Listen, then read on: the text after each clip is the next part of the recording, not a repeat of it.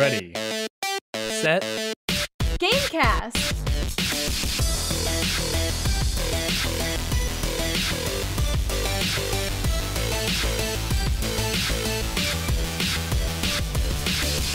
Welcome to Ready, Set, Gamecast, a bi-weekly podcast about video games and Magic the Gathering.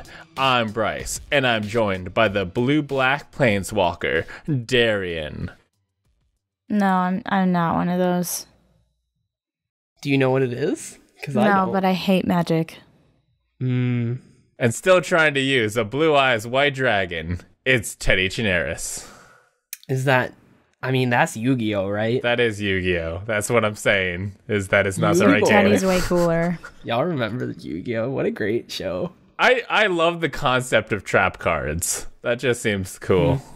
But I remember trying to play it. I mentioned this to somebody yesterday. I remember trying to play Yu-Gi-Oh when I was super young and like not knowing how it worked at all and just playing it completely wrong. Like I had cards and whatnot, but all I did was I was in like first grade, maybe younger, and I was like, my attack's higher than your defense. I win. This is my card now. That's not true. I didn't steal their card, but I wish I did. That's how Teddy started his gangster card piracy Empire. business. Yeah. Wow. And I just convinced everybody that's how it works. Yeah. Like, no, this is how the game's played. Like, you lost your card. It is mine now. And also you have to go to the Shadow Realm. As in the anime. There was a lot of talk about the Shadow Realm. We played a lot of Yu-Gi-Oh on the playground, and there was a kid that had counterfeit cards because he couldn't legitimately find a Blue Eyes White Dragon, so he had a bunch of counterfeit ones. Did he like print them on his own printer and like cut them out? Like, no, they were like legit looking counterfeits. How? I feel like I tore them up right in front of him, though. Wow. I was like, this is so shit. I was also like the only girl on my playground that played it, so like they tried to be mean to me. They were like, oh, you're a girl, you don't know anything about Yu-Gi-Oh, blah blah blah. Like, Kids bitch, are fuck you. I can stupid. spot a counterfeit card. Like, this guy who pretends he knows everything has fake Blue Eyes White Dragon cards. Like, fuck you guys. I'm way cooler than you. And now Darian's got counterfeit amiibos. Nope. Man, I don't have a single amiibo, and it's really sad. I've got too many amiibos. I would like one. I've rearranged stuff, and now I've got a shelf on my wall that I could do it, but the problem is that I'm having trouble figuring out how to organize them, because like there's like, oh, I'll put the Zelda characters together, and then like, but there's so many Smash characters that I can't just have a shelf of Smash characters, because that would be like, well, like, I mean, you'd have to have an entire bookshelf. Yeah, that's basically how it would be. It's literally like 70. What's the roster in Ultimate? Like 70 something now. Yeah, but all of them aren't amiibos yet. I think they said though that anything in Smash that like any character at least will have an amiibo. Yeah, like, eventually. That's awesome. But not all of them do. I'm excited for like. You should get the Persona Joker amiibo. Yeah, that's gonna be cool. Ooh, that would be great. Yeah, what I'm most excited about when they announce new characters, that like, oh, that's a dope character, and we're gonna get a dope figure of them. Like we're gonna get a dope Banjo-Kazooie, because he's in there now. Hey, did you guys know they made a My Little Pony the Magic the Gathering card? No. They did. I did, because they gave them away at a raffle at the charity event that I was at last night. They had all three of them in a prize that you could win. Yeah, they made them special, and Extra Life, they sold them for $50. Extra Life was getting 30 of that. But if you read the like text on the cards, they're super broken and they're not meant to actually be played. You could not use these cards. I bet they're banned in tournament play. Yeah, they're like, okay, show your My Little Pony figurine, and based on what colors are available in its main, you're immune to damage from those colors. What in the world? No, That's that's fucked the up. like legit what the card says. Huh. Why would they make cool limited edition cards that you literally cannot fucking use? Because there's no way they're gonna let that be played in a real game. I guess they probably did that on purpose though, because like I feel like hardcore Magic the Gathering fans would not really be about like that really breaks the world. You know what I mean? Like, they developed a whole world for, like, Magic the Gathering and, like, and the aesthetic and whatnot, but, like, My Little Pony. Well, now. You know what I mean? Like, that's kind of... I mean, the whole point of Magic is that there's literally planes that you're, like, dimension hopping. Oh, really? So, like, their characters are called planeswalkers, so it's like, oh, they hop to the My Little Pony plane. It's fine. Also, it's totally possible for people who are fans of Magic to also be fans of My Little Pony. Yeah. I was thinking that as well. They definitely were, because the box that because like they had a bunch of games and card games and board games and like different things you could raffle to win. And the box that had the My Little Pony cards had like 30 tickets in it. So like people really wanted that. I mean, it's like to buy one fresh, it's $50, so it's worth some money. And then obviously, due to the rareness, you could argue it's an investment. But Sure. yeah, there were. Yeah. I was tempted, but I'm about to go to GalaxyCon, so I can't throw $50 at some. You were cheap cards. tempted to get My Little Pony Magic the Gathering cards. Yeah. Do you play First of all, Magic? I didn't know you were into Magic the Gathering. Second of all, I didn't know you were into My Little Pony. Like that just seems are you like into either of these? a good way to throw money away. I used to play Magic at a local tournament. I've lately been getting back into it, but I've been playing the online one. Yeah, the arena, yeah. And I keep, like, whenever we go to Walmart, I go through the aisle where because they have a checkout counter next to the aisle where all the cards are, and I just kind of like look at Erin and I'm like, we could get the starter set, and she's like, I don't want that, and I'm like, oh, come on. And then like I told Erin, like, hey, I could get the My Little Pony Magic the Gathering cards, but if I do this, once I get one Magic the Gathering card, then I have to buy a binder to keep them in, and then once I have a binder for you're it, like, I have space. So yeah, like... then I could just get more, and it's the floodgates open. And she's like, "Don't get these. Don't do this." Now that you say that, Don't do it. Do that. So and I watched season 1 of My Little Pony. I haven't kept up with the show, but you know what this conversation has made me do? What? Download Legends of Runeterra, the new Riot card game. Is that out? You can like pre-register. Yeah. But I don't know. We literally, before the podcast, I was looking at all the stories and whatnot, and, you know, spoilers, as Hearthstone mentioned, and I was like, man, I wish Hearthstone wasn't so, like, you need to have all of the packs, and to do that, it's best to, like, buy all of them to play it, because, like, I remember playing Hearthstone when it first came out, and I, like, really had a good time, you know? So, and I remember when they announced this, the League card game, apparently, I don't know how, but apparently they are doing something to, like, you don't have to, like, buy all of the packs, like, it's supposed to be good about that, from what I heard, so I don't know. Looking into it. Well, until you're able to play Legends of Runeterra, why don't we find out what you've been playing, Darian? Well, I have been playing League of Legends. They're still doing the Worlds event for the tokens and stuff.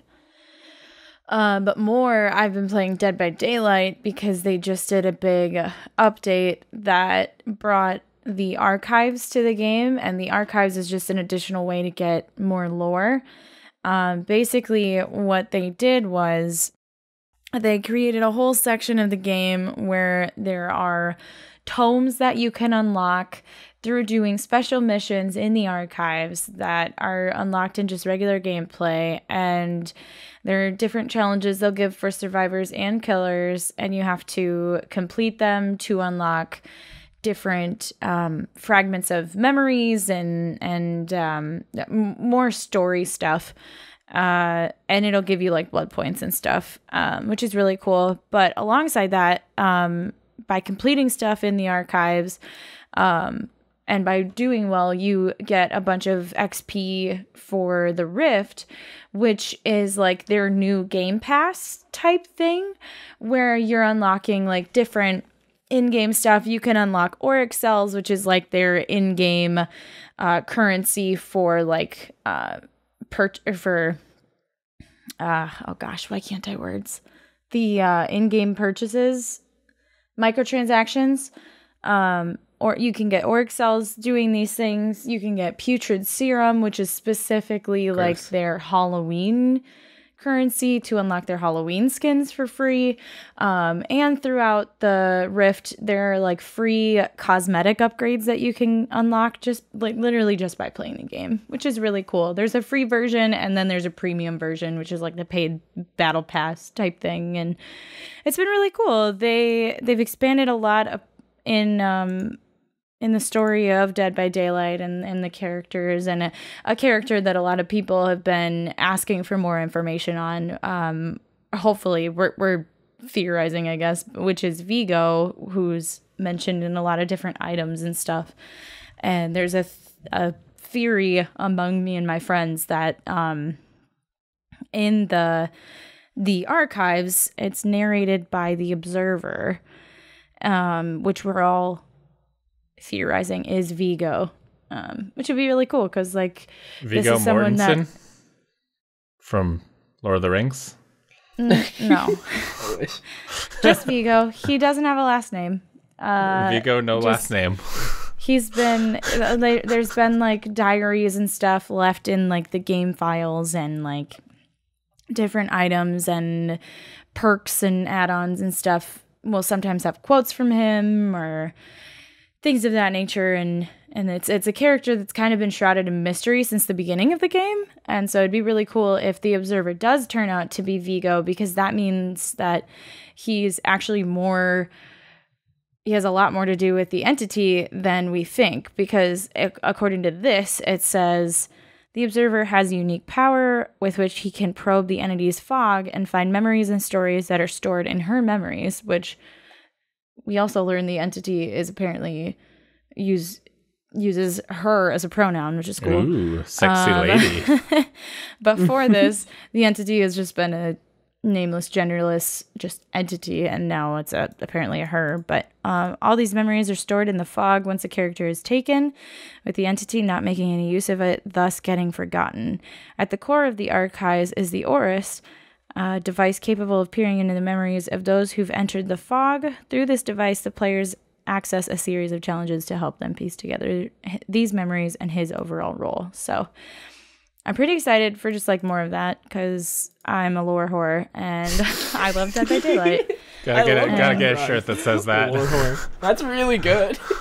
That's a real thing. I bet Jesse Cox has a shirt that says lore whore on it, because that's like his thing. Oh no, that's great. Is. On an unrelated note, since we're talking about characters' pronouns, there is a well-founded rumor that the Team Mystics leader in Pokemon Go is non-binary, because in posts referring to the other team leaders, they have referred to them as he or she, whereas for Team Mystics leader Blanche, they do not use any sort of specific pronouns, he, she. There's literally like for the team leader or for the Team Red, they're like, let's make her proud, and when they're doing the same, like a Twitter post about like each team leader, for Blanche, they're like, let's make Blanche proud, so they never refer to her as a she. In English versions. In other translations, they referred to her as a her, but that might be a translation error. So it's interesting. It'd be really cool if they had like a non-binary confirmed character, because they do have a trans confirmed character.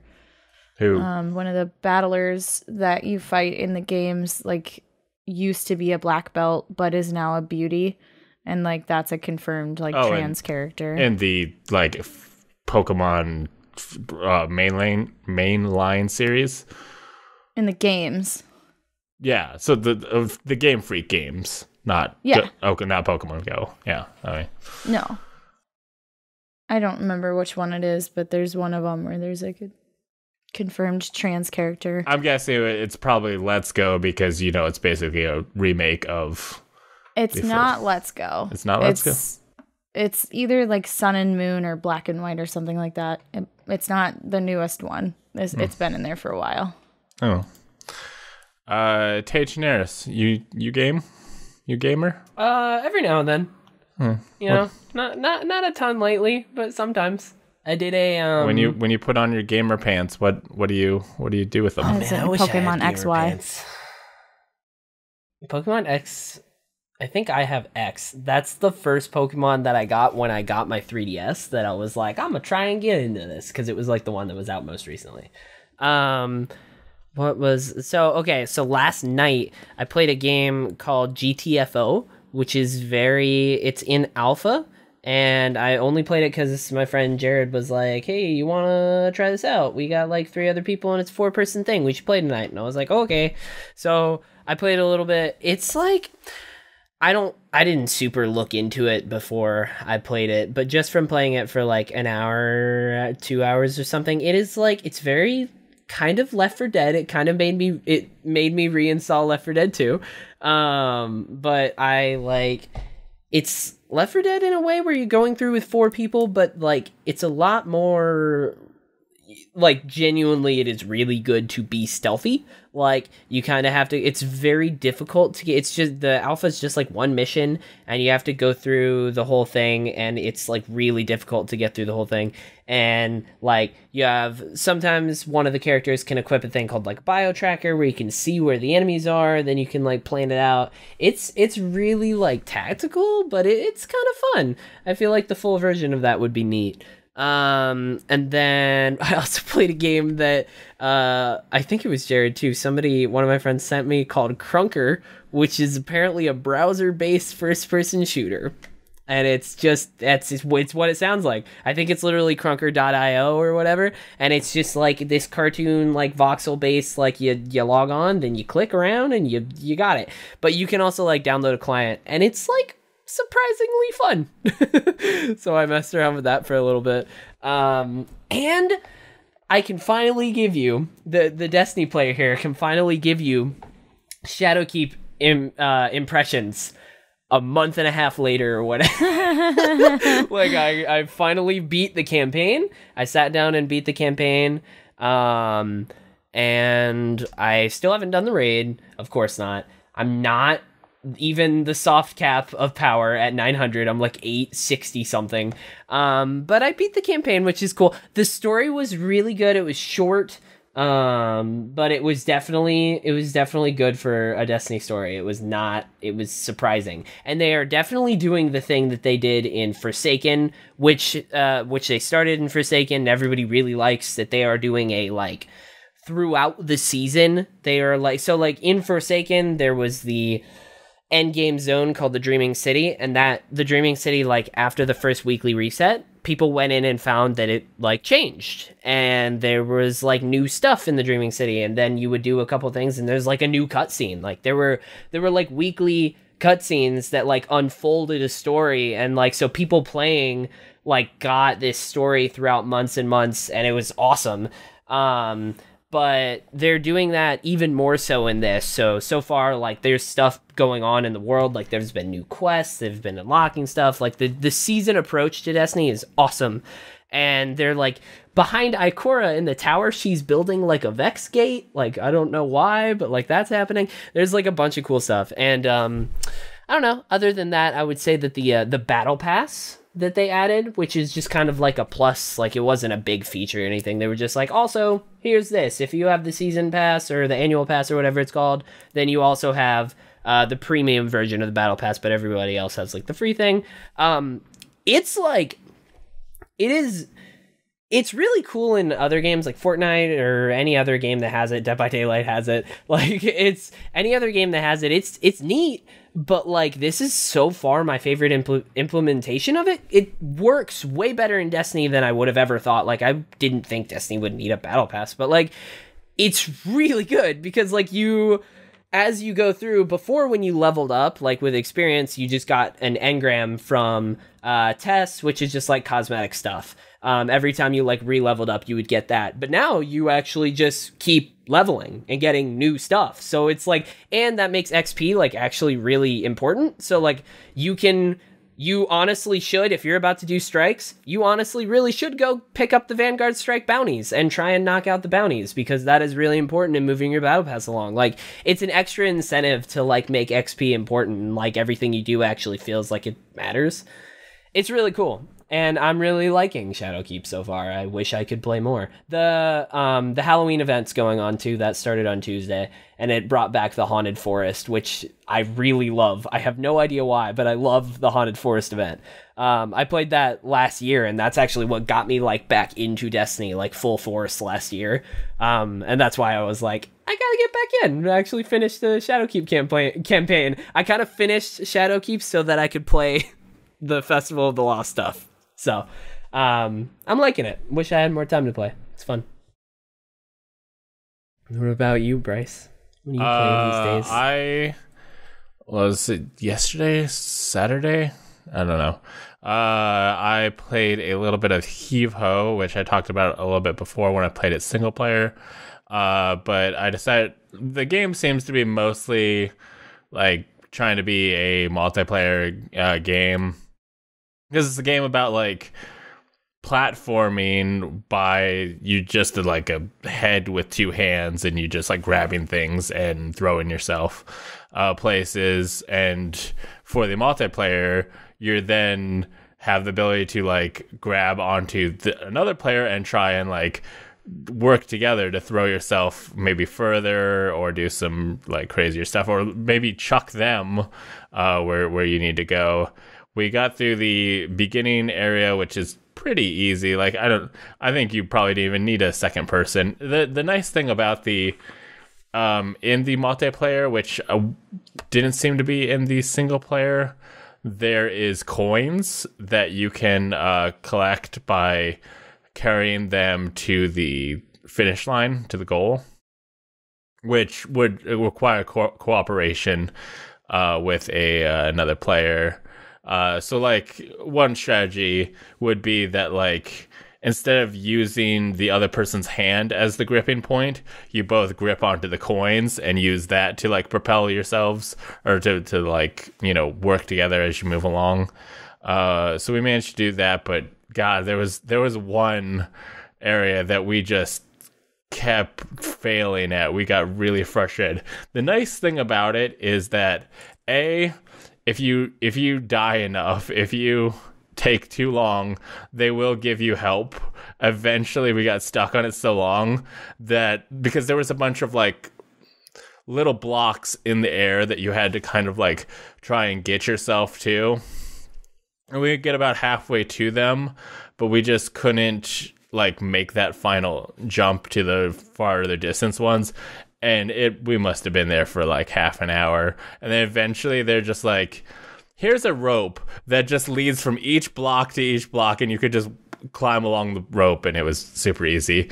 But another thing for playing multiplayer is that if one player can get to the goal, a little pulley pops out of the bottom of the goal, and you can pull that, which will give you a little balloon that the other players can jump onto and just like get to the goal also. So it's helpful.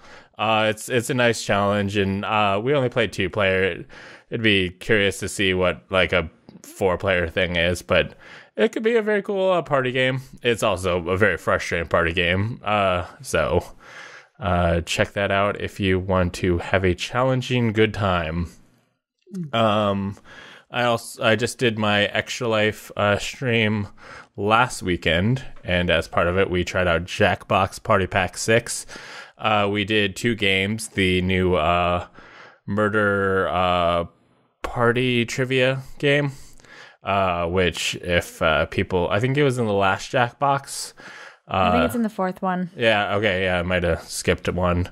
It's I remember that one. Yeah, it's basically a trivia game, which they've had, you know, I mean, basically Jack, it started as You Don't Know Jack, which was a trivia game. But instead of just being a straight up, oh, you don't know Jack, they put a murdery spin on it. And it's a good, like, spooky, it's a good one to play around Halloween and stuff. It's pretty straightforward. It was in Jackbox Party Pack 3. Oh, was it? Wow. Yeah, Doesn't I just feel- looked it up. I was like, was it in 4? Maybe it wasn't 5. Nope, we were both wrong. It's in 3. Wow. Yeah, it's got good mini games and a fun time if you're looking for some like trivia. And then we played is it Push the Button, which I think is a hidden role game where some of the players are aliens. And yeah. we saw this while we were sitting at PAX, and so you'll be able to each round a captain is chosen at random. Well, I think it cycles through different captains, and the captain can choose a test and choose like 3 participants to do the test, and they'll like have a prompt or something of like, hey, there's a scary dog that's snarling and barking at you, and the lady asks if you'll like take care of it. What do you say? And then it'll give you some options, and then the players can select one of those options. The alien does not know what the question was. So yeah, so they have to, somebody when we did that, most of the people were like, oh, just leave it alone, and then one person was like, oh, I will take care of your dog, and then they had to be like, oh, I love dogs, I don't care if they bite my hand, I love them and stuff. So you have to like defend your action, like, and that player was not an alien, they just love dogs.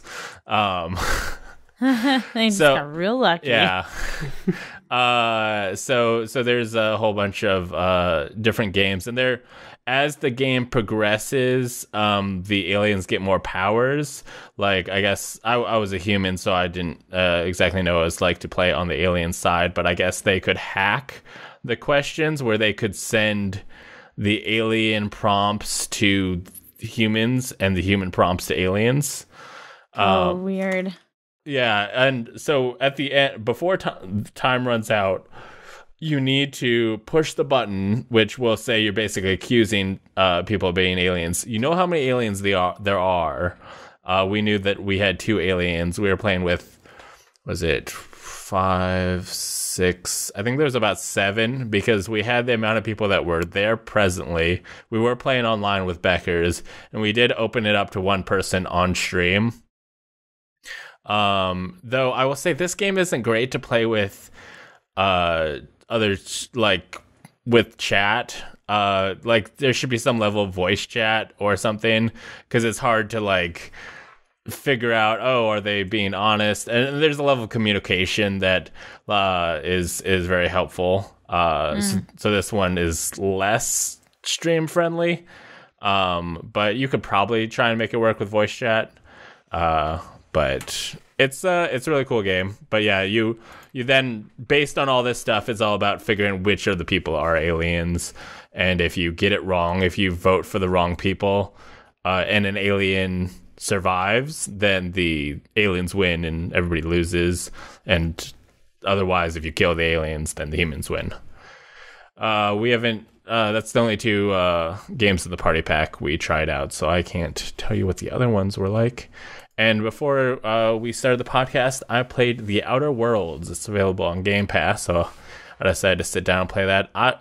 It is... Okay, so it's made by the people who made Fallout New Vegas. I'm blanking on the name. Obsidian, yeah. Which are the people who made the original Fallout games. But it's beautiful. Like, I love the world. I love Fallout 4 feels like it should have looked way better, and maybe it's the setting of that it just kind of looked like brown and stuff, but like The Outer World has a lot of like colorful color to it, a lot of like, neon signs. The lighting of things looks really, really cool. And it very much has a Firefly vibe to it. It is a space western. I think there is several times where like westerny music plays, and honestly, like short of the characters saying specific things that the characters in Firefly say, I would be like, this is a Firefly game, because you actually get a spaceship, which you have to start the game by like figuring out how to repair. But I like, they'll let you go into the spaceship, and I was like walking through and like, this feels like Serenity. I feel like I'm walking through Serenity right now. It's very cool. But at that same, I mean, feels like Firefly mixed with Fallout, and like, I mean, at the start of the game, you've got like a choice of like, hey, you have to choose between these two cities, these communities, who you're going to like take the power away from to fix your ship. And the game, so the world that you are on is like founded by corporations. Like the first town you go to is like, we're Spacer's finest city.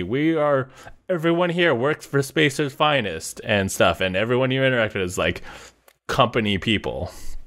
And then there's like deserters who have left the company or gotten fired or whatever. But it seems very much like, you know, company gone wild stuff. But overall, like, the combat feels good. Like, I honestly I kind of like the way they do their time slowdown more than Fallout. Because Fallout does the deal where, like, you can slow down and then you pick specific body parts and stuff that you're shooting at. Whereas this slows down time, but you are still fully aiming yourself. You still have control over the gun, and you do have things like if you shoot them in the head when you are in time dilation mode, they will be blinded. You could like shoot their arms so they're crippled. You do have special powers under that mode, but you are still running the gun, and the guns feel good. And yeah, I'm very early on. I haven't got my ship fixed. I heard the game, Claw was in my chat while I was streaming it, and he said the game's about 18 hours, which I was like, this is nice. A nice 18-hour game sounds perfect. So I'm very much enjoying my time. If you've got Game Pass, I very much recommend you check it out. I'll maybe down the line as I play more, I'll be able to say if it's worth the full price, but it's definitely worth, trying. I haven't been able to have a conversation about video games with without someone bringing up Outer Worlds since its release. Outer Worlds every day when I go to work. The like AAA, like that's the hotness right now. Like that's the game. Other than Death Stranding, but that's not out. But that's just like review talk. But like Outer Worlds is the one, and I have it downloaded on my Xbox. I might download it on PC. I don't know. Yeah, I've been playing on PC. I'm gonna play. I've been playing on PC on very high settings. I went into Ultra for a little bit, but I can't notice any difference. So I was like, if I can't notice any difference, I'll just run it lower to make sure my stuff is stable. Oh, this is random, kind of. But it's talking about PC games. I just opened the Epic Game Store because I was curious. We were talking about Game Pass, and I was thinking of like, where do I get free games? I should check and be sure that I have my PS Plus and my Epic Games stuff. Costume Quest is free on Epic Games. This is good for Halloween. It's a little late now, but I was actually wanting to play Costume Quest 2, and I was like, but I kind of want to play the first one, and this is the first one right here. Yeah, because Costume Quest 2 is on Game Pass. Yeah, 2's on Game Pass. I actually went to look and see if 1 was on Game Pass, and it wasn't. But it's on Epic Game Store, so that's cool. Yeah. It's neat. But maybe we're going to the news right now, and this is my awesome transition. Maybe you're not. Maybe you're not playing games on Game Pass. Maybe you're not even on Epic Game Store. Darian, what game device would you play on? You literally said transition, and then I forgot that we were talking about news now. That was not even possible.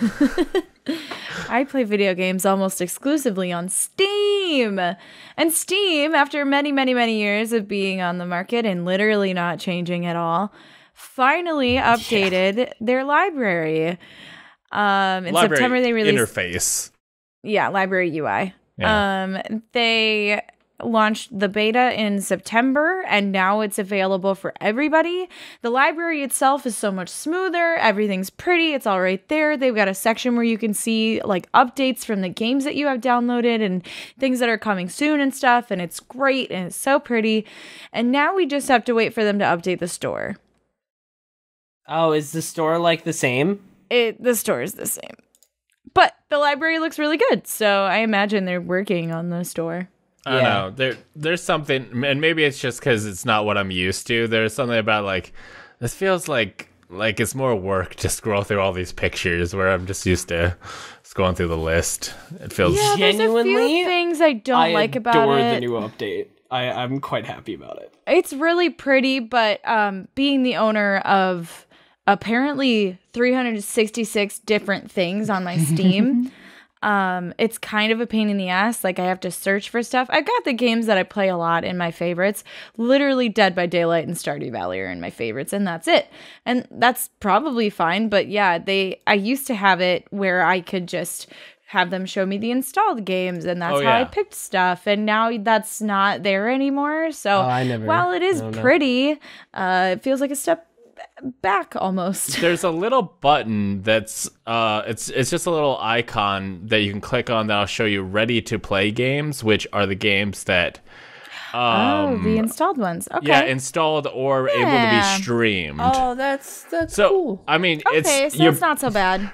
You're gonna have to relearn the UI because they've changed stuff, and that's kind of annoying. But yeah, it's cool. It's to be expected. But yeah, it's really pretty. I like how it shows like the title art and the box art for a lot of the games. Yeah, over the years I have straight up like downloaded like themes, like Steam themes and stuff to try and just make it look better, like because I hated how how kind of just on the game I use the view or whatever, the detail or whatever, the detailed view, because there were different like views that you could do, and when you opened up a game it would have like just like the one thing that always bugged me was it would have like a news section like right there, like that was the most prominent thing. It's like news about the game, and most of the time it was really old, outdated stuff, and I'm just like, why is this here? Why is this what I'm looking at? That always bugged me for some weird reason. But now you open a thing and it's like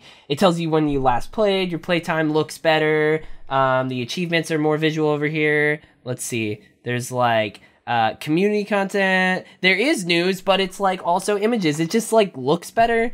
Like I don't know, I much prefer that. And the news doesn't take up nearly as much space. That's the thing. Before the outdated old text news was like the whole thing, and now it's like I don't know, I like it a lot. I'm a big fan. Really pretty. Also, it shows me how bad my addiction to Dead by Daylight is. It organized my games, or all games in like the whole HUD thing, I guess in the main part, in order of hours. And I've got 400 more hours in Dead by Daylight than in Stardew Valley. So that's good. Yeah, let's see. Sort by hours played. Yeah. I like it's it. Rough. I'm excited. Sometimes. It's beautiful. I do know that they are including, like, you can stream on Steam itself, and they're including streams of the games in that on the like library page, and people are upset about that. And it's like, who wants to watch a stream in Steam? Nobody. But maybe we're gonna see some people watch more streams on Mixer. Oh, Teddy, can you tell me about that? That was great. Yeah, we definitely will start seeing that. So yeah, Shroud is now on Mixer as well. One of the other giant streamers. They grabbed Ninja in August. Yeah, and took him. Just grabbed him. They're like, "You're here. We're kidnapping you." It was really crazy how they didn't get arrested. Like, it was a whole thing. We're Microsoft. We do what we want. We run your computers. We'll crash your systems. You can't get us. But yeah, Shroud is on Mixer now. That he had a little like commercial pretty much about it. It's like super high production. His like girlfriend is in it, and his adorable little cat named Benji is in it. It's great. And also more to my interest, King Gathalion is also on Mixer now, which is a big thing in the Destiny community. He is like the Destiny dad of the directory is what everybody called him. Like he was like the biggest Destiny streamer, and he like him and Broman like fostered the like community feel around that directory of how like everybody kind of supports each other, and like the charity focused feel, and like they created Guardian Con and like brought that up. So yeah, that's pretty big that he is now over on Mixer as well for the Destiny people, but it's kind of cool to see because it's like I've seen what he's done and like what he can do and kind of his ideals. Like honestly, it's really cool that they grab somebody like that over onto Mixer, because now I feel like a lot of the new up and coming streamers are gonna be like really well benefited from that. You know, like that's awesome. So yeah, it's cool. Mix is gonna keep buying people. Yeah, that definitely is interesting. That I mean, Ninja coming out, them saying, "Hey, Ninja, here's all this money, come over." I think a lot of people were like, "This is a one-off that like you get the top dog and try and go from there." But it seems like they're trying to bring over a lot of the big people, and I guess we'll see if they continue to go for the like top FPS, because this is a lot of FPS type streamers, and would be curious if we see like maybe a big sim streamer or a big variety streamer. You know, I think it would be smart for them to get a big variety streamer. Oh yeah, like fucking. Could you imagine? What's the guy? Dan's Gaming. Like, could you imagine him? Like, he's like one of the OG, like he's been streaming since like Justin TV. He has a huge audience and he like plays all sorts of games. Like I think I ran into him when he was playing Persona 4 Golden. Like he is a variety streamer. Like he plays all sorts of stuff. Like that'd be really cool to get a bunch of people like that, like veterans of Twitch that play all sorts of games. Yeah, I mean, at the end of the day, I think it helps all streamers. Like, it's pushing both companies to be competitive.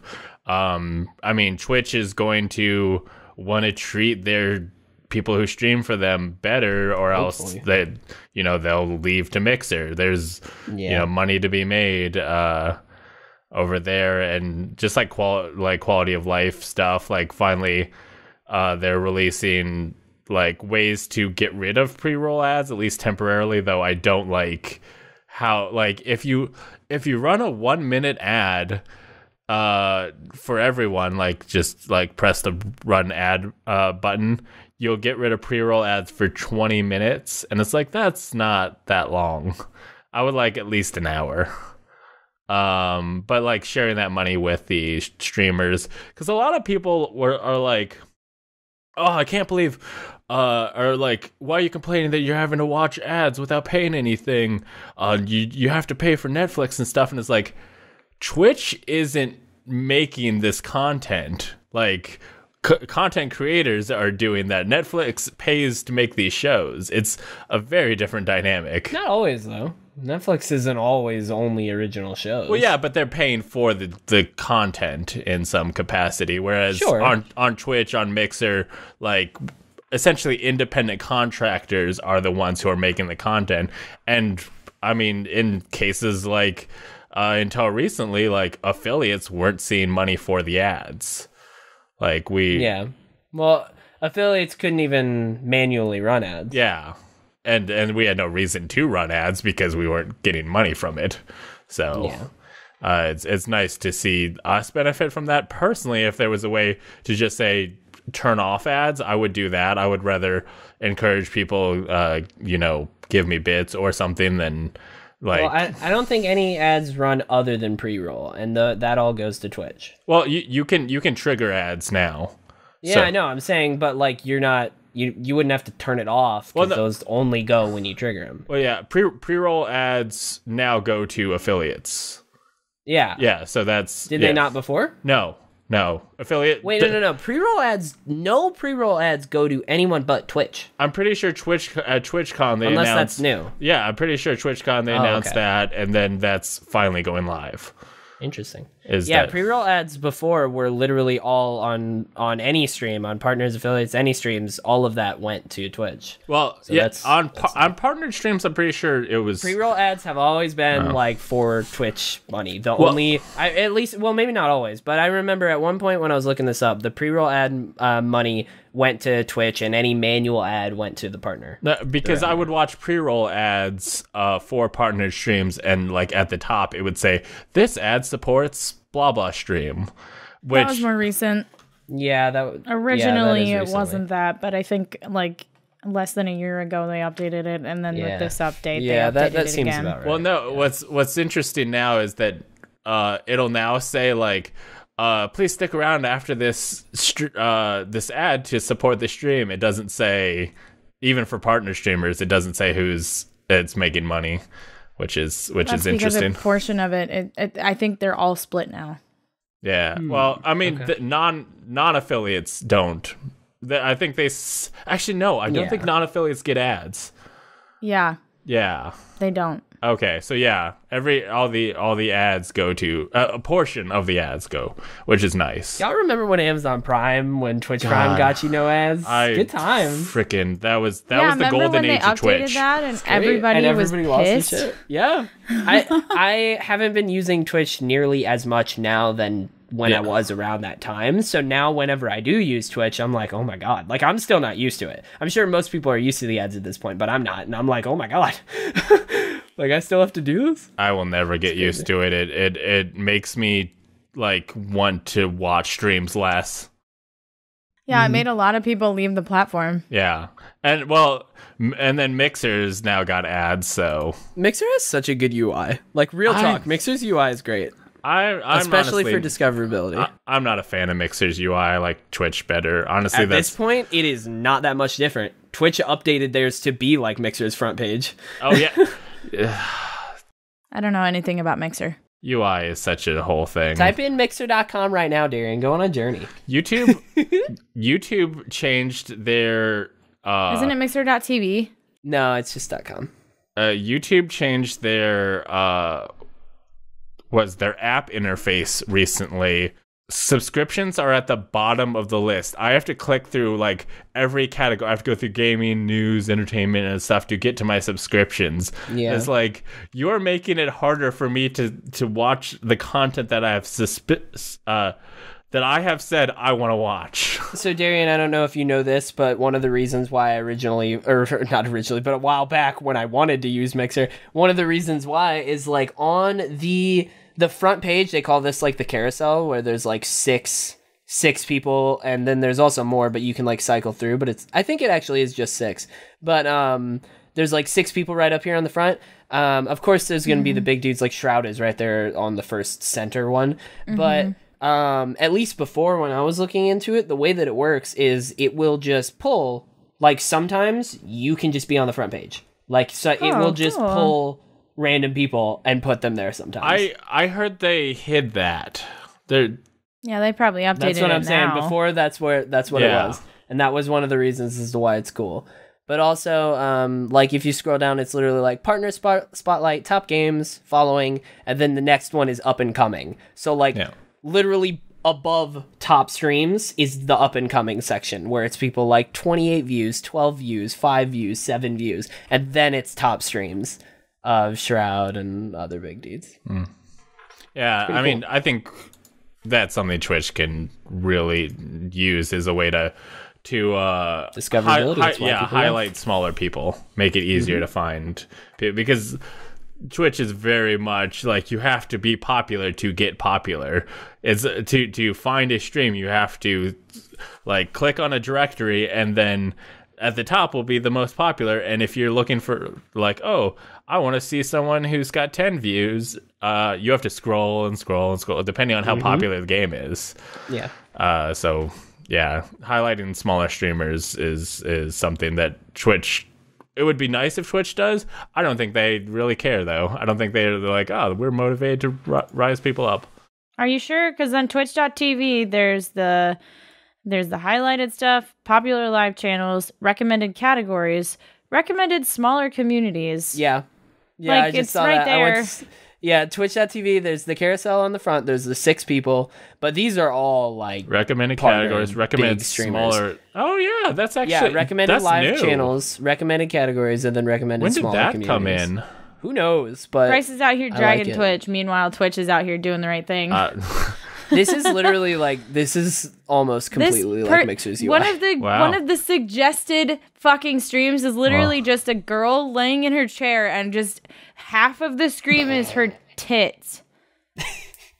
I don't understand. I don't have that one on my recommended smaller communities, but what the fuck? Oh wait, no, yep. Under recommended just chatting. That's there. That's there. What is this? Yeah. I'm not gonna lie, for a second I thought you were gonna be like, I don't have that. Could you link me? Where would someone go to find this stream? It says that she's got like an illness and a disability and stuff, but like, what the fuck?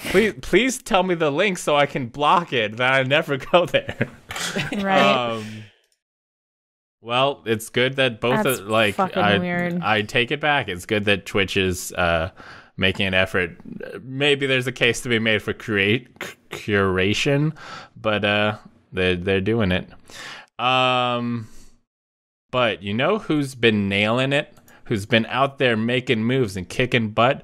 The PlayStation 4 is now the second best-selling home console of all time. It is outsold behind the PlayStation 2. It is behind the PlayStation 2. Yep. The company has sold a total of 102.8 million PS4s, making it just behind the PlayStation 2. They have outsold the PlayStation, the original PlayStation, and the Wii. And the Wii, like when that thing hit hard and fast, that like it looked like it was gonna be top dog, but PlayStation 4 out there, which we'll be curious if they can. Right now PlayStation's got 1 and 2 slots. We'll see how the PlayStation 5 does, because they're the top dog, and as long as they don't fuck up, PlayStation 5 could be the next big one, or they could have a year where they could have a PlayStation 3 year or PlayStation 3 generation where they're what the fuck? Just all of a sudden there's a surge in PlayStation 3s. Yeah, no. I'm saying PlayStation 2 did really well, and they were like, we're hot shit, look at us. And then PlayStation 3 comes around and they're like, why isn't this doing well? Terrible. Yeah, it's because they were cocky. $600. They need to slow their roll. You know who doesn't need to slow their roll, but kind of does when it comes to political controversies? That's problematic as shit, Teddy. Is it? I'm not sure if it's. I said they do need to slow their roll when it comes to political controversies. That's what. What? Well, what Teddy, continue. I'm sorry. Teddy Chinaris, why don't you tell me about BlizzCon? They were there in Anaheim, California, in 2019. Blizzard went to BlizzCon this year. They were there, guys. That's it. That's the news. Blizzard was there in Anaheim. Nice. So they came out. Oh my god, I'm looking at this article recapping it, and it starts off with Blizzard's Hong Kong apology. So they didn't really apologize. The president, what's his name? J. Allen Brack, yeah. The president of Blizzard came out and was like, we're sorry for how we handled things. Anyways, video games. He did not. I love how it's like, I am sorry and I accept accountability, he said in a visibly emotional address. What exactly is our purpose? BlizzCon is demonstrating it as we speak. We aspire to bring the world together in epic entertainment. I truly believe in the positive power of video games. And then the next paragraph, no mention of reducing Blitzchung's suspension further was made.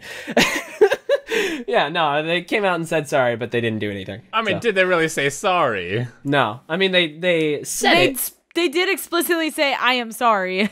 but they didn't do anything. I guess. Not what for. Yeah, it's kind of like when you're going like, I'm sorry your feelings were hurt, not I'm sorry for like destroying your car. Sorry for hurting your feelings. Yeah. No. Yep. Diablo 4 was announced, which is that shit, like, this should all be like, holy shit, like, in normal years this is a big year for BlizzCon. I just want to make a quick mention that BlizzCon. There was protesters outside the convention protesting. I saw a clip of somebody on a Q&A being like, that came up to ask a question, said free Hong Kong, and they were like, okay, all right, next question. I don't know if that's exactly how it was, but they were just they were like developers, so they were just kind of like, don't know what to do about that. This is not our fault. Yeah. This year was supposed to be like we're making right on last year, and if it weren't for the Hong Kong thing, it honestly would have been, because these announcements are all really big. There's a big, I watched the whole cinematic for the Diablo 4 announcement, and I had no idea what was going on. It was really cool. It was really well done though. And then they have shown some gameplay, and the gameplay looks really good. Like, it looks really polished. I'm terrified for it, because I know a lot of people are just gonna do it. They're just gonna fucking buy it. And I know a lot of my friends and probably my boyfriend are gonna buy it. And I want to jump on that hype train, but like, fuck Blizzard right now. Like, I can't. There's no way the boycott, I think, is going to have... I don't think it's going to be strong enough to get anything actually going, if that makes sense. Because, like, think about it. BlizzCon happened. There was still a lot of people there, and there was no huge drop in attendance. Like, everybody was there, and they were all hyped for games. Like, and I don't fully know. I was a little shocked when I kind of saw that, but I was just like, yeah, I guess a lot of people don't care. Doesn't really surprise me. A lot of people just want their entertainment. I mean, yeah, I think there were protesters. There are people who are making a stand, and there's a lot of people who either do not care at all about the Hong Kong thing, or... I feel like that is the majority. Or people who are willing to compartmentalize it and go like, oh, it sucks what's happening in Hong Kong, but I'm still going to play Overwatch. And I think the amount of people that is the case of, like, we're underestimating. I think that is the vast majority. Oh, I think everybody assumes that's the case, and I think that, like, the people who are protesting, the people who feel strongly, are just hoping they can have enough of an impact that, I mean, and at the very least, Blizzard cares enough that they opened it with what is arguably an apology. They are taking notice. They're doing something. But they're doing the bare minimum so that it'll be washed over with internet culture is what they're doing. Yeah. But yeah, there's a new World of Warcraft expansion coming out next year. With the another big cinematic for it. It's called Shadowlands. This one, okay, so last year for Battle for Azeroth, the cinematic is awesome. You can watch that and not know anything about World of Warcraft and still be like, this is dope. Like, this is really cool. But this one seemed more along the lines of, like, the Warlords of Draenor one, where you kind of need to know what's going on in the universe. And as somebody who has not played in a long time, I watched this and was like, so I understand that Sylvanas is now kind of the villain. Like, we've got it. She's gone crazy. Like, she's gone crazy for power, and like she's fucking everything up. Like, sure, that's a thing, right? But like, I don't fully know what she's doing here. Like, she's taking a helmet that's a lot of power. I bet in the World of Warcraft universe, that helmet means like something huge. It seems like the helmet from like the Lich King, but I don't know. That's just going off of visuals. But yeah, basically in the trailer, she fights this dude, takes the helmet and the power from it, and like rips open a portal in the sky. And it's apparently supposed to be like Azeroth's version of hell. So like, people are gonna be going in there, and it's gonna be crazy. And then Hearthstone's getting a new expansion and whatnot. It's called Descent of Dragons, and it's also getting like a new auto-battler mode called Battlegrounds. I was looking at it, I was trying to figure it out. It doesn't necessarily look like auto chess. It's like inspired by auto chess, but it looks a lot more unique. It does not look like Teamfight Tactics to Dota Underlords. You know what I mean? Like, it looks like still Hearthstone, but like, I guess an auto battler kind of thing. I don't fully know. But Overwatch 2 is the thing that has story missions and new heroes, and they're doing all sorts of crazy stuff when it comes to tying Overwatch 1 and 2 together for the player base. And also, and the cinematic made me cry, and I've watched it like 7 times. And I shouldn't be excited about it, but I am, and I'm sorry. Yeah, I think that's been ever since Overwatch 2 was rumored. Everybody was like, "Oh, great! Now we're gonna have to rebuy all our skins and all that." But I do appreciate that.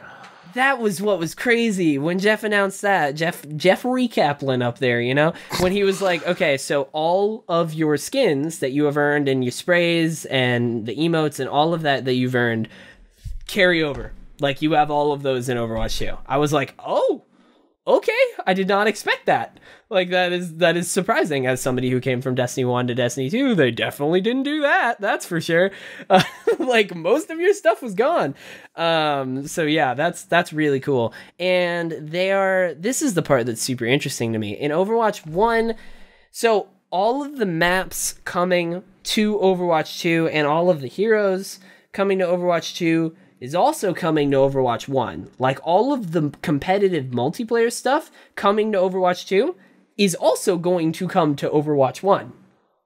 So if you buy Overwatch 2, you're basically just getting it for the updated engine. It's probably going to run better. It's probably going to look better. And the story mode and the hero missions or whatever, which is like co-op. It says highly replayable co-op mission compared to Diablo's adventure mode or whatever. So that's kind of what you would be getting Overwatch 2 for. Because like Overwatch 1 and 2 are fully, when it comes to multiplayer, compatible, which is super interesting. I feel like I've never seen anything do that. So yeah. See, to me, it's really problematic because Overwatch 2 to me seems like a cash grab because they're just finally adding the story mode that people have been asking for since Overwatch 1 came out. They've got this lore that they've established. Overwatch 1 opened with the same type thing, like calling on Overwatch heroes to return, right?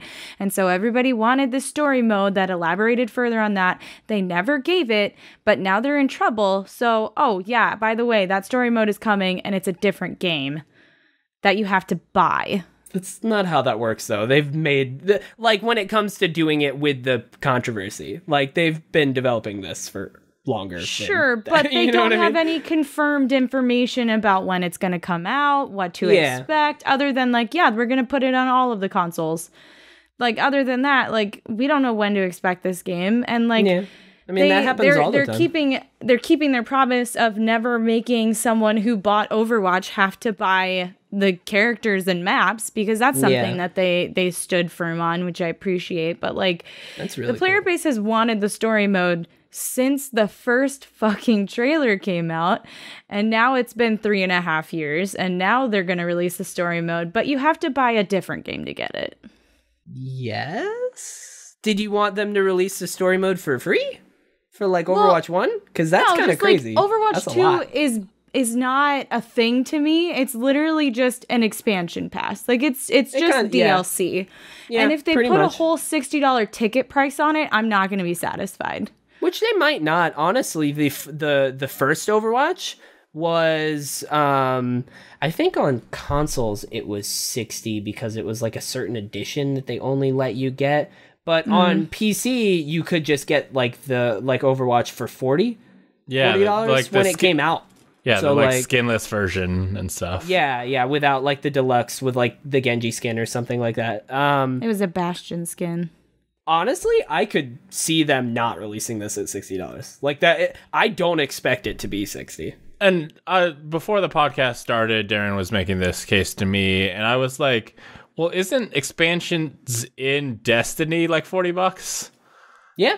Yeah, so it's it's almost it depends, but yeah. Yeah, it's almost like a Destiny expansion, but as this breakout game. And I understand why they'd want to slap an Overwatch 2 on it, because it's a jumping in point for new gamers. For someone who's been I'd like to see this whole Overwatch thing, but it's been out for a while. It seems like a weird, I don't want to jump in when everyone's been playing it forever, but Overwatch 2 is a chance for people who've been curious to jump in fresh, even though it sequels seems sell more than DLC. Oh yeah, they just do.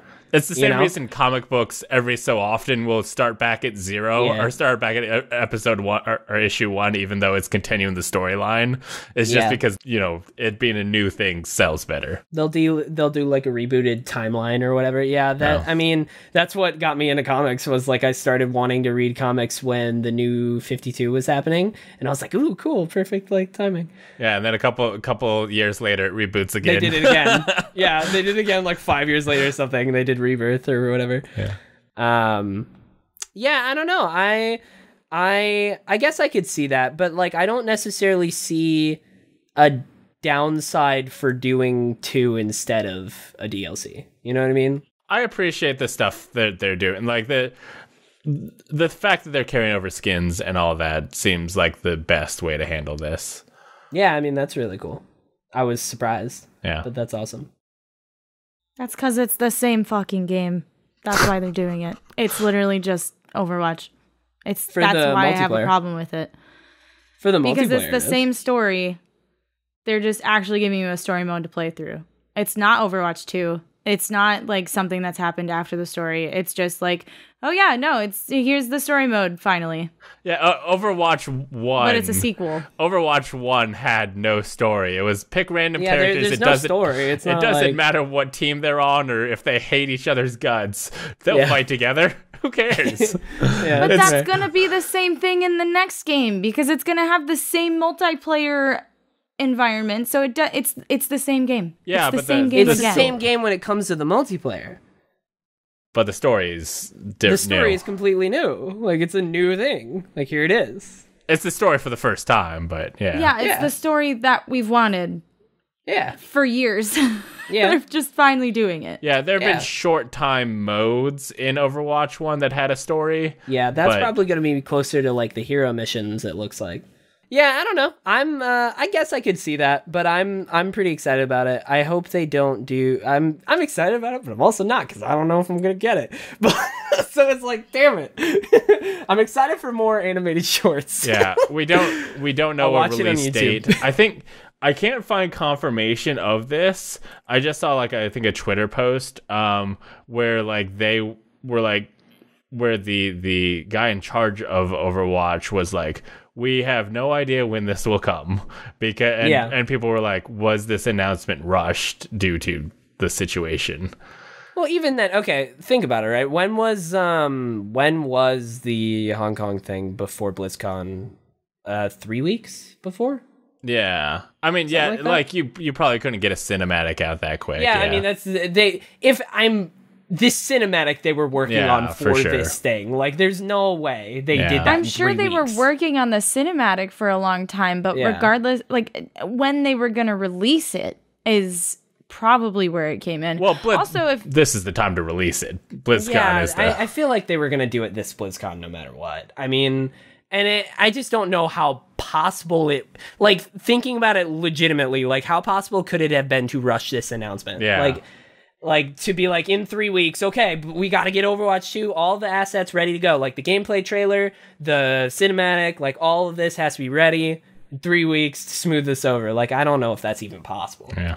I think by the time we're actually asking ourselves if we're going to play Overwatch 2, we'll be in a very different place by the time this game's about to launch. Yeah. So we'll see. I mean, it'll be a while. But yeah, I mean, the rumors, I also remember hearing, I can't remember who I heard this from, but there were rumors from somebody saying that they had heard that the rumors around this BlizzCon was even before the controversy, that the rumors around the BlizzCon was that Overwatch 2, Diablo 4, World of Warcraft expansion, because they wanted to make good on last year. That was kind of what they were trying to do originally. It just kind of happened to give them lucky timing to distract people, I think. I think they were just good, we have all of this lined up. Fucking, yeah, we'll distract people. But yeah. Yeah. It's a thing that's happening. But we'll see all that news down the line, because We've got some time before any of this stuff launches, probably. Yeah, I don't think there's any sort of even estimates on dates on anything other than Shadowlands. Yeah. And probably the Hearthstone expansion. That seems like it seems like it's probably the easiest thing to turn around. Yeah, sure. But yeah, that and Shadowlands, like World of Warcraft, they always like at BlizzCon, it's like, here's the WoW expansion next year. Like I'm pretty sure that's usually how that goes. Keep the hype train going. Yeah. But this brings us to the end of the news and into the time where we thank our Patreon producers. Thank you to Aaron C., Andrew Feisner, and Dragons Lucas for helping support the show. You can help support the show by going to lastgeek.com/Patreon to support us at the $5 level to receive a shout out on each and every episode of Ready Set Gamecast, except like weird ones where we're doing like what we thought of PAX and stuff. We didn't do shout outs on that one, but on normal episodes. So you meant to say patreon.com/lastgeek. Both of those should work. Lastgeek.com/Patreon does not work. Rip the dream. Oh, well, I'll make it work. By the time this goes live, it'll I'll work. make it work. Nope, yeah, it doesn't work. Okay, I'm gonna make it work by the time this goes live. So thank you to everybody who helps support the show, who helps support Last Geek. It helps us make all this stuff. We've been doing a lot more content lately, and it's thanks to your support. Teddy Chineris knocked on my door one point, and he said, hello, can I suggest a topic of the show? And I said, sure. And then I also said, it's not really a topic of the show. It's just something I want to mention. Yep. And then I said, well, I'm already tuned out, so you're going to have to tell our listeners what you want to say. That's kind of accurate, except for the knocking on the door. But like, other than that, that's pretty spot on. I just wanted to say, like, this is a video game news podcast. The big thing that happened the last week is the Death Stranding review embargo came up. Like, that's huge. Death Stranding was like the big game for this year, as to like most people figured that would be like the game of the year when it came out. Like, that was the thing. So I want to know, like, Bryce, what did you think before these reviews came out? What did you think they were going to be like?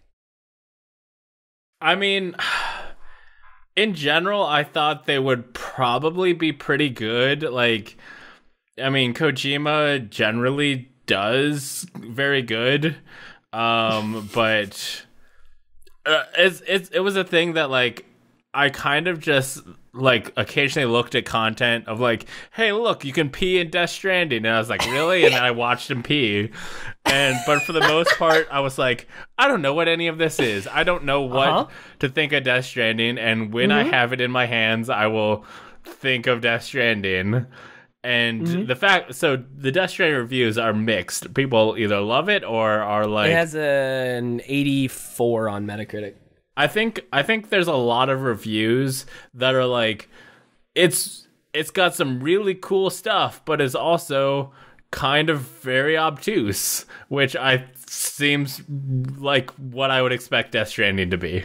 100%. These reviews are exactly what I figured they would be. Where, like, it's very Kojima. It's super weird. It's super like you're doing what he said. You're walking. Like, it's a delivery game, right? Yeah. But like, with a bunch of weird little systems and a bunch of stuff like where you go to save or where you go to rest, you got to go down the stairs and there's a whole like animation you can't skip, and then you got to get in the shower and you have to press like 7 different buttons to skip the cutscene. Like, there's like all these things that I figured would be super Kojima, and most people would be like, some reviewers would be like, it's Kojima, like, what do you expect? I still really like the story, or I still really like the gameplay. And if you met Kojima at any point during the time he was developing Death Stranding, you're in the game.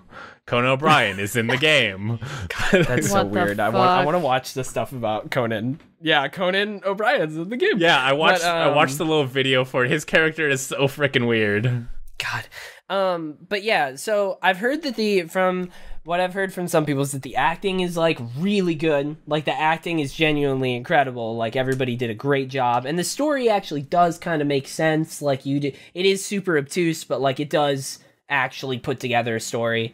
But like the gameplay is just, some people it really clicked with, and they found this like gameplay loop that they really liked, and other people thought it was tedious and were just like, I'm not about this, right? No. That is 100% what I thought would happen with this game.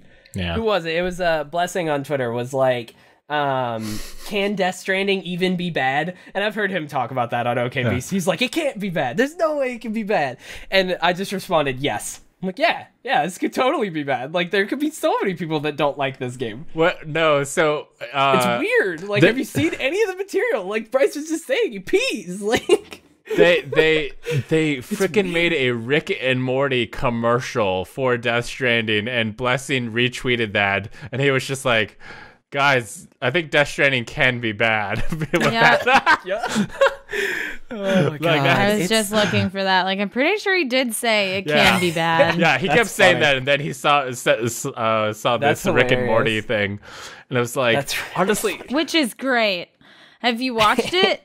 Yeah, it was. The ad is so fucking wild. Oh yeah, I was wrong. Death Stranding can be bad. Yeah, I will say, playing the Outer Worlds, if any game should have a Rick and Morty commercial, it's that game, because the like professor who pulls, or the like scientist who pulls you out of cryo sleep, basically seems like Rick.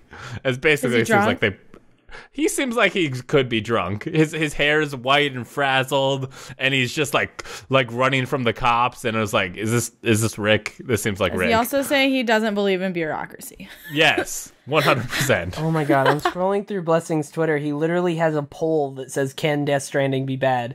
Oh yeah, this is what I responded to. He said, no way. Those are the two poll options. I responded yes. And then he said, you guys don't understand. Kojima has my family. And he said he'll never see them again unless this game has at least 91 on Metacritic. He was very specific. Wow. Oh, my God. Okay, so with that information, the question's got to be asked. Tejaneris, are you going to play Death Stranding? No. No? No, but I also haven't gotten the most recent Call of Duty, which would be my thing. Like, I'm watching everybody play Modern Warfare, and I'm like, grrr. But I don't have the money or the time. So, but honestly, if I did have the money and the time to where I was like playing a bunch of games, I would. And that is not a normal Teddy thing. Like, seeing these reviews, I was like, fuck it. Like, I'm super interested. I want to see it and see if it clicks with me. It's coming to PC. Maybe that's when you'll pick it up. Maybe by that time. Darian, you gonna play Death Stranding? Only if I get it on GameFly. I'm not gonna buy it. I think unless it had amazing reviews, I don't think I was gonna play it. There's too much other stuff. I don't think it's gonna make unless the cut. It was like 10 out of 10. Everybody's gonna play if they're like this is gonna rock your socks. You're gonna cry for 6 days. I'd be like, okay, but short of that, I don't think it's gonna click. Maybe. Okay, so I want to know. I don't know how closely you guys have been following this. Or like following the marketing for it, but I want to know what everyone thinks Star Wars Jedi Fallen Order is gonna be on Metacritic, because I want to take a guess. I think it's actually going to do very good. I want to say this real quick.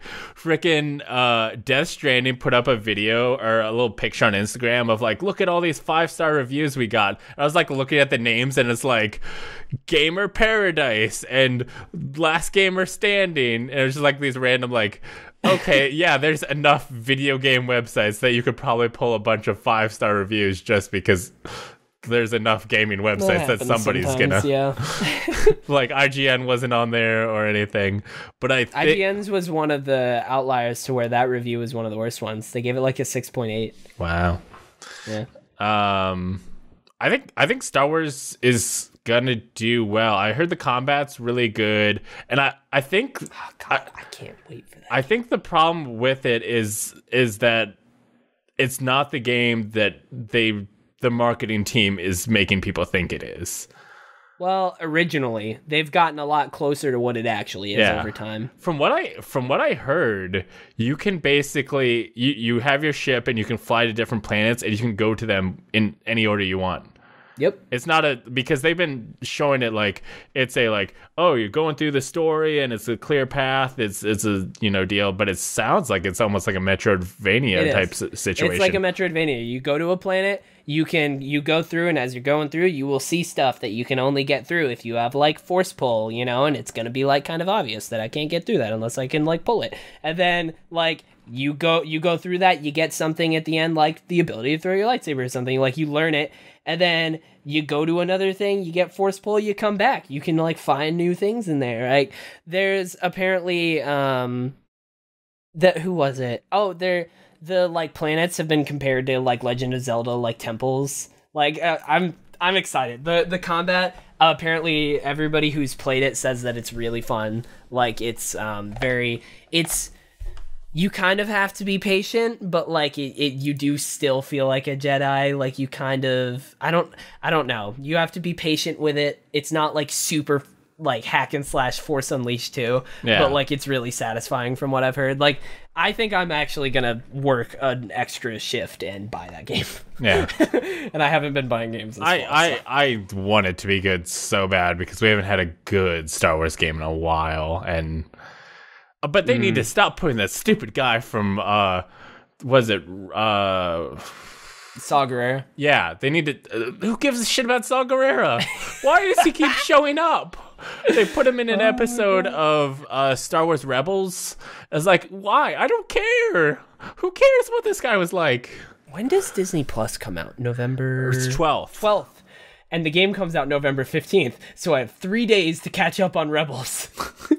Because it takes place around the same timeline. Yeah. Okay. God, that would be sick if we got a like Rebels cameo in there. From what I was listening to a preview from the dudes at Kind of Funny, and they were talking about how they went to play it, and one of the planets you can go to is like Dathomir, the Darth Maul's planet.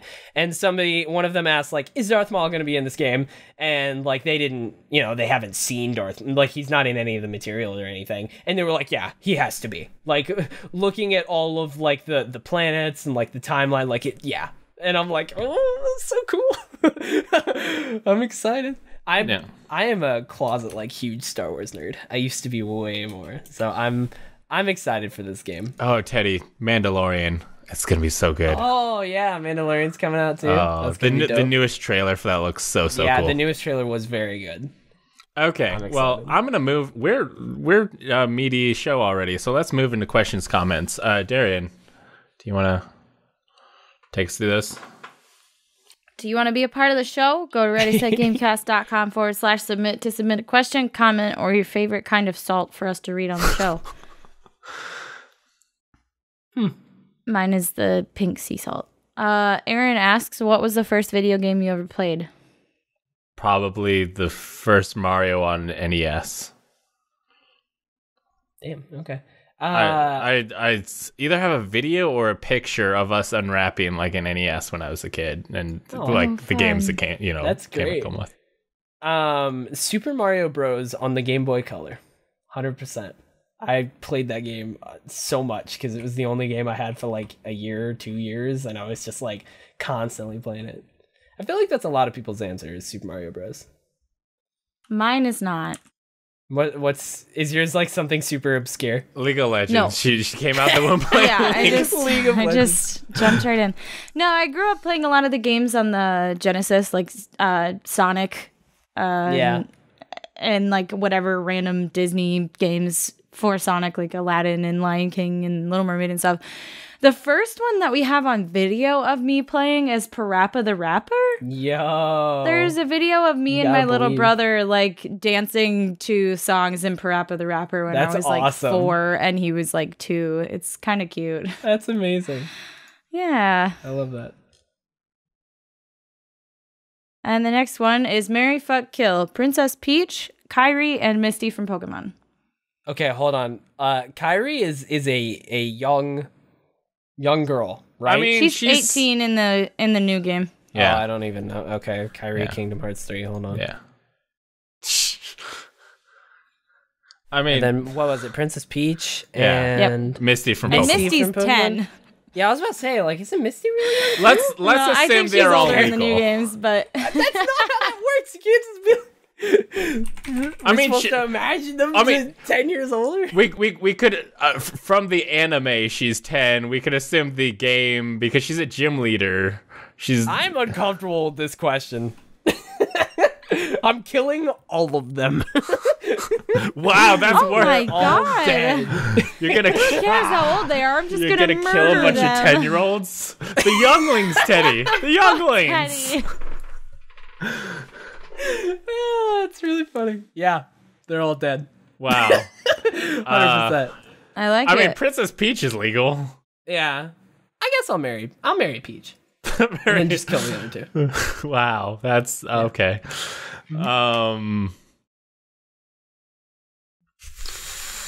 God, Kyrie has no personality, but either does Princess Peach. Yeah. Kyrie used to have a personality. Just in a new game, they just didn't do anything with her. The first game, she was comatose for most of the game. And the second game, she was like, I gotta help them, save my friends. And then she did what to do? I haven't played 2 in She forever. showed up at the world that never was and fought some Heartless and stuff and had her own fucking Keyblade and stuff. And yeah, in 3, she's like, oh, I'm gonna train so good, it's gonna be great. She was in one battle, and then yeah, that game happened. God, Kyrie. I don't know. Misty's hot. I guess I'll fuck Misty, marry Princess Peach, and kill Kyrie. Didn't you just say Misty was like the youngest one? Why are you doing this to yourself? I am saying that it's game version of Misty, who is a gym leader, which is clearly an adult. Still only like 14 in the games. No, She's not 18. She's an adult. Also, she's not. Also, yeah, like she shows up in sequels. So you would assume time has passed. Although not in Pokemon, like yeah, the way sometimes. Pokemon time works doesn't. Oh, don't worry. In the most recent one, she's 12. The game? Yup. Don't worry. I said, why are you doing this to yourself? Bryce? Are you saying in Let's Go or Sword and Shield? Okay. I don't know. This says, in most sources, Misty is said to be 10 to 12, which fits her childlike build, resembling a small girl, although she looks older in gold and silver, having a short stature and not much female development. Oh my god. There are some differences, including her outfit and age 12 in the Electric Either Tail way, of Pikachu in the manga. The question assumed that they were all legal age. Misty goes through a dramatic appearance change in the games, where in Generations 1 and 3, she looks like she did in the anime. Like 10 years later. But in the Generations 2 and 4, she was noticeably aged by 2 years. So the oldest she's appeared in any given time is literally 12 years old. Bryce, you can't defend this. I like somebody actually did the math on like how old Ash should be based on all the shit he's done. Be like in his 30s. Yeah, but like okay, he's had at least one birthday. Not. Based on the information we know about how long it would take to get to these places, he should be about this old. That's hilarious. That's awesome. But he's not. Anyway. Oh, and Misty is 12. Well, either way, the question asker has said that they're all legal age in this question.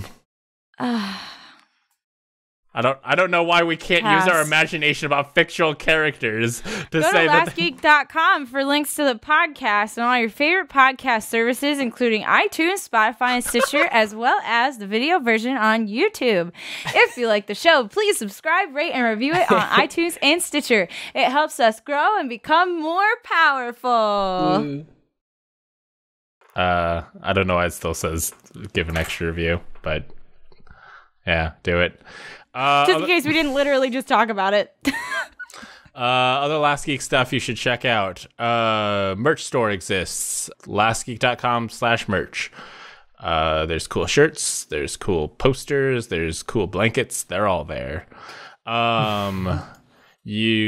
have some cool videos that just came out. The Monster Prom Part 1 is out for everybody. We did a Let's Play as me, Darian Beckers. We wore fancy clothes. Beckers wore her wedding dress. Darian wore a bridesmaid dress, and I just have a suit. I don't think I was wearing the pants for is it. this a real? Oh my god! How do I not know? That's what I like to hear. Hell yeah. Yeah, Part 1 is out for everyone. Part 2 is out for the Patreons. Patreon.com/lastgeek. Or the other one will work eventually. Wow, you guys are looking fancy. This is great. Yeah, we had just recorded the Move or Die video with you, Teddy. Yep. And then we were like, oh, let's do the Monster Prom deal. Yeah, and that's when this happened. That's why I was surprised that you're like, Becca's was in her wedding dress. I was like, she wasn't when we were doing that. Yeah, we were just like, oh, it'd be funny if we dressed up fancy. And they're like, you guys want to? So we all went and got dressed up fancy. So that's out. We have vlogs up from our Seattle and PAX West trip. I mean, it's the same trip, but there's one for just like pre-PAX stuff, going to the marina, to the big tower, whose name I don't remember, Space Needle. Going to the Space Needle, and then there is a video for just at PAX. So those are dope. You should check those out. And now we ask Darian, where can people hear more from you? Twitch.tv/Dexterity and Twitter.com/Dexterity, DEXTERIDEE. YouTube.com/TayChinaris. Where can people hear from you? You can hear from it there. And also at Twitch.tv/TeddyChinaris and Twitter.com/TeddyChinaris. And I've been using Instagram a little bit more. So you can follow that.